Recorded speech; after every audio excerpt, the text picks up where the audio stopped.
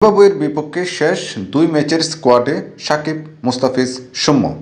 আসসালামু আলাইকুম, বিটি টুডে স্পোর্টস নিউজে আপনাকে স্বাগত। প্রথম 3 ম্যাচ জিতে এরই মধ্যে 5 ম্যাচের টি-20 সিরিজ ঘরে তুলেছে বাংলাদেশ। এরপর সিরিজের বাকি 2 ম্যাচের স্কোয়াডে পরিবর্তন এনেছে স্বাগতিকরা। ফিরেছেন সাকিব আল হাসান, মুস্তাফিজুর রহমান ও সৌম্য সরকার।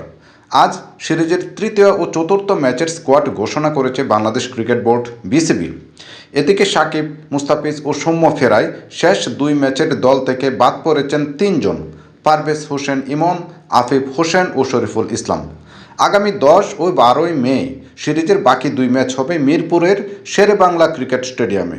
এক নজরে দেখে নেওয়া যাক বাংলাদেশের স্কোয়াডটি। নাজমুল হোসেন শান্ত অধিনায়ক হিসেবে আছেন। সাকিব আল হাসান, লিটন দাস, তানজিদ হাসান তামিম, তাওহিদ হৃদয়, মাহমুদুল্লাহ রিয়াদ, জাকের আলী অনিক, শেখ মেহেদী হাসান, রিশাদ হোসেন, তাসকিন আহমেদ, মুস্তাফিজুর রহমান, তানজিম হাসান সাকিব, তানবীর ইসলাম, মোহাম্মদ সাইফুদ্দিন ও সৌম্য সরকার। ধন্যবাদ সবাইকে।